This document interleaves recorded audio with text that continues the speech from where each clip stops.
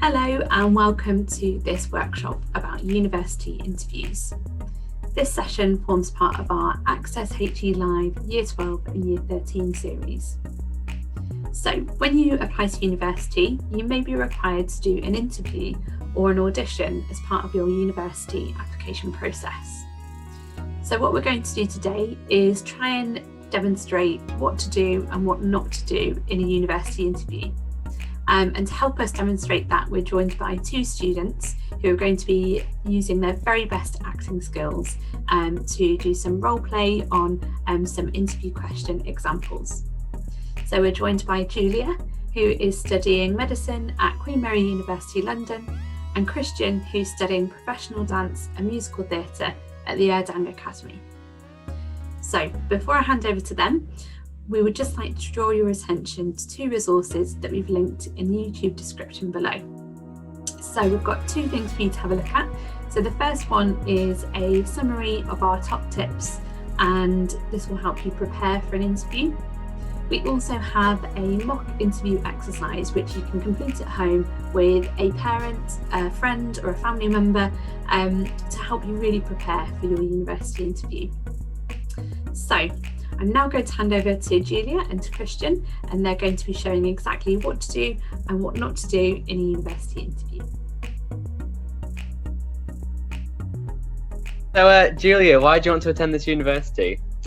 So I would like to attend this university because, one, the location. Being in East London means that I will be exposed to a variety of conditions through future clinical placements due to the wide demographic of people living in the area. And secondly, there are various aspects of the course that I found quite appealing, unique, and very helpful given the nature of the program I would like to study.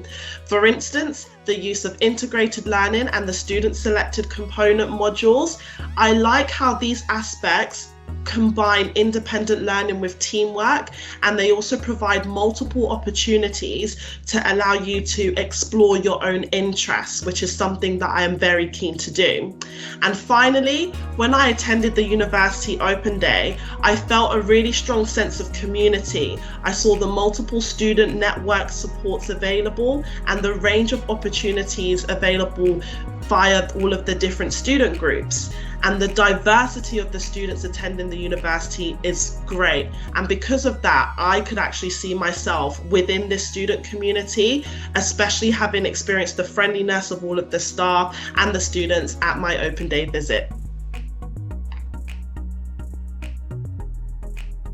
So first question for you, why do you want to attend this university? Well, yeah, it looked pretty good. Yeah, it looked pretty good actually. It wasn't my top choice, but like my mate said the nightlife's pretty good, so like I thought maybe that might be like kind of like a clincher. And like I think like central London's just pretty good in it in general. Lots of stuff to do. Like you get to study and you get to go out a lot. Kind of want to study somewhere in Manchester, but like I don't know if my grades are going to be good enough. So I feel like coming to London, I'd definitely be able to like get away from home, like move away, start a new life, and yeah, I just think it'd be pretty good. I think this one it looked all right. It looked like something I could see myself there, I think. Thank you, Christian. And so why do you want to study this particular subject? I know that like this subject course at this university, 5 most prestigious in the country, and I'd be honoured to be one of the people that could be accepted onto that course, especially being so prestigious and then being at the top of the field for performing arts, especially. Just to be one of the select few that they choose would be an absolute honour for one, but I'd also know that I'd be getting the absolute best training and best studying in the country, if not the world in some aspects. I'm really, really passionate about theatre. Thing that kind of sparked, I went to see Les Mis at the Queen's Theatre in 2017. I know they've renamed the theatre now to the Sondheim Theatre, but just like seeing it in person and getting to experience that, and going to the West End, it just like really sparked something in me. And to be able to study in central London at a course that is so prestigious as well, just the combination of that just makes it a dream to be able to come here. And I know that this course especially offers performance opportunities across all 3 years. I know some courses tend to wait until the end, but I feel like this course, from looking at it, it's got a really good technical basis in first year. Second year, you kind of are encouraged to grow as a person, and then third year, you're really encouraged to just thrive, be yourself, use all the skills you've applied. And I really feel like studying this course for this subject here, I'll be able to be the most prepared I can be for my industry and be able to work successfully.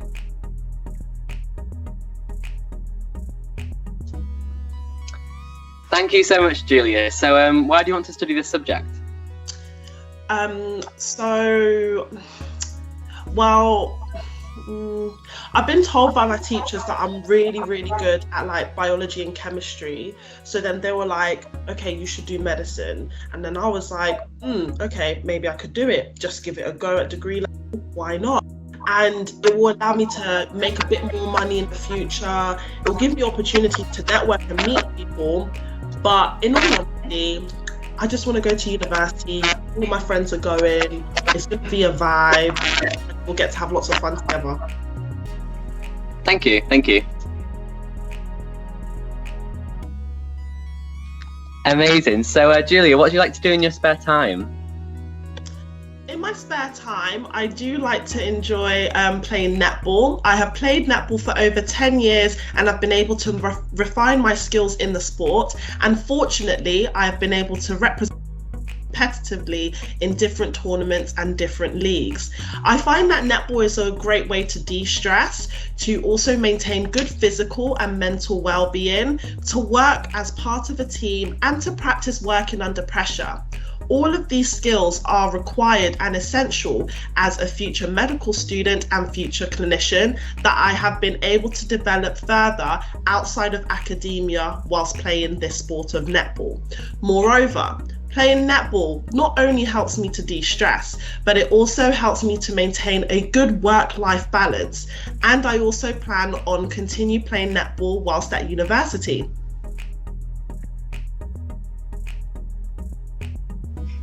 Okay, thank you very much, Christian. And so what do you like to do in your spare time?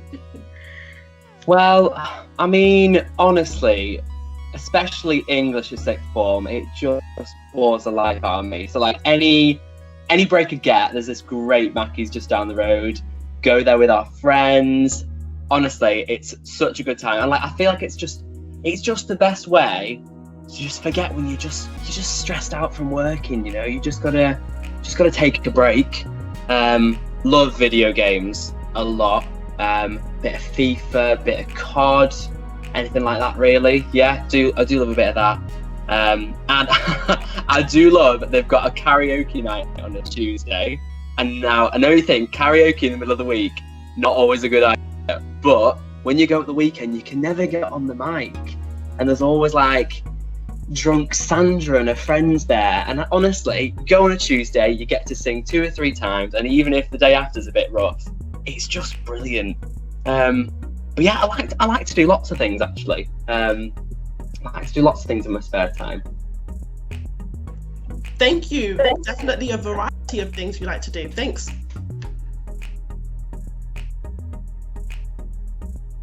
Okay, and so next question for you. What achievement are you most proud of? So I think probably the thing I'm most proud of, especially like in performing, like to get a chance to perform in front of a lot of people, and almost like get an opportunity you feel like you got before your time. Like you expect you mainly only get that if you're like a few years into your career maybe. And a few years ago, I auditioned and got the chance to perform at Western Live in Trafalgar Square, which is a massive musical theatre festival. With all the West End shows go there. They'll do like a 10-minute set. And the theatre school that I was a part of, that I auditioned to get into the school, used to travel down to London every weekend from near Manchester. And I auditioned through them to get a part to be able to perform a set at West End Live, and I managed to get in. And I got a solo part for that. And I got to perform in front of 10,000 people, which was madness, because it's just like, so like the the stage in front of Trafalgar Square, and it's just filled with people from the stage all the way up to the building right at the end. And it was just a real moment of pride, because I didn't know if I'd ever get to experience that throughout my entire career, but to get to experience that before I'd even started studying properly, training, was really humbling and really special. That sounds phenomenal. Thank you. So, Julia, what achievement are you most proud of? Do you know what? I feel like this achievement is so underrated, because whenever I talk to my friends about it, they're like, Julia, this is so silly. But I'm actually proud that I can hold my breath for 30 seconds underwater. I have been training myself regularly to be able to do this. And I feel like for me, it not only shows my resilience that I can hold my breath underwater, but the fact that I train myself to do so, I feel like whatever goal I set my mind to do, I can do it. And so that means I can be a great doctor.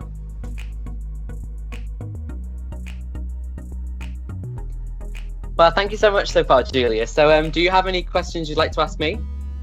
Thank you. And I actually do have 2 questions. So my first question is regarding the elective modules that are available on the course. If for whatever reason there is a choice that I might not be completely happy with, is there a way to potentially self-organize one of the optional modules?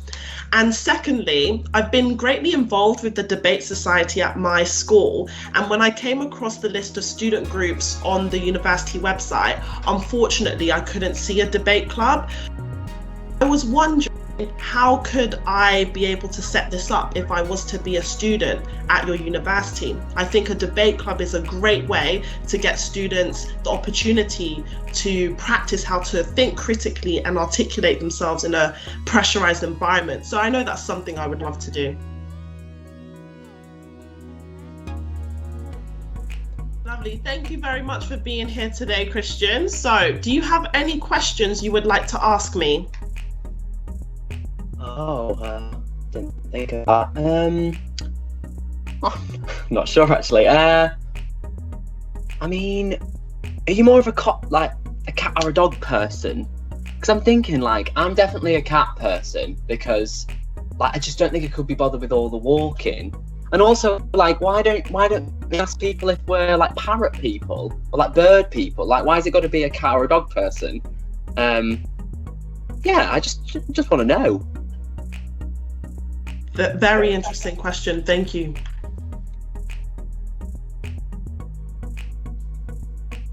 So my first top tip is don't be afraid of showing how passionate you are to the person that's interviewing you. Talking a lot about something that makes you passionate makes you seem engaging, it makes you seem interested, and I don't think anyone could ever shun you for being too passionate about something. And showing your passion shows that you are someone that they would want on your course, because they want passionate people, they want people who are interested and engaged, they want people that want to be there and want to do their work properly. Be passionate. I agree. I think that's an important point. And so my first top tip is to breathe and stay calm. I know that interviews can be a bit of a daunting experience, especially if you haven't had one before, or this could be your first time. So remember that interviews are an opportunity for the interviewers to see whether in your application, at your personal statement, if it matches up to who they see in front of the camera or in person, depending on how the interview will be conducted. And I'd always say, whenever I got stuck, use key responses to buy you time. So for example, if I got a question that caught me off guard or caught me by surprise, I would say things like, that is an interesting question. Can I take a moment to gather my thoughts so I can best answer this? That way, when you're saying that response, you're buying yourself an extra 5-10 seconds for you to think. And then also, the silence after the question won't be awkward. That is an amazing tip I'd never thought of. Thank you for that one. So my second tip is be engaged and actually listen to the person that's interviewing you. I always say everyone's a human being. That person could be tired as well that day. You're a human being listening to another human being.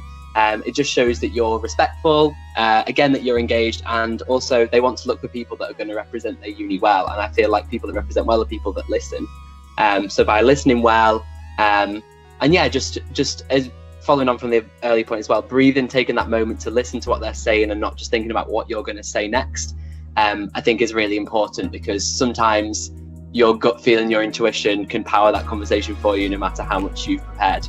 But yeah, listening and engagement. I agree, and even following on from that, my next tip would be, if you wanted to prepare, make sure you do bullet point preparation as opposed to paragraph preparation. So what I mean by that is, don't memorize your interview response answers, because if you were to deliver that in an interview, it may come across a bit robotic. So bullet point preparation will help you, because it ensures when you deliver your answers, they are more authentic and more organic. Thank you so much. And my final top tip is just smile. I feel like an interview is an opportunity to show how brilliant you are. And if you've been given the interview and given the opportunity, then you obviously have the capability to be right for it. So just take that moment. It can be really, really nerve-wracking, but smile and enjoy it, because the more that you know how good you are and relax into it, and the more you enjoy it, the more that relaxed energy will go to the person interviewing you, and the more they'll get to see more of you. Rather than Julie said, like a robot or someone that's just pre-rehearsed what they're going to say, they get to actually see who you are. And at the end of the day, they want real people, they want real hardworking people on their course. And if you are that, and you feel like nerves are going to mask that, do anything you can to just relax into how awesome you are. Oh, that's actually such a nice one. I really like that. My last top tip would be to make sure that you know your interview format, and to make sure that you read your personal statement or your application before you go into the interview. The reason why is because, yes, the interview is an opportunity to get to know you more, but it's also a way for them to check everything that you have included in your application. And also, knowing the university options that you're going for, it will ensure that whenever you answer that question, why this university, why this institution, you are providing specific points that are unique to that university, as opposed to using generic answers, to really show that you've thought about why you have applied to that specific institution.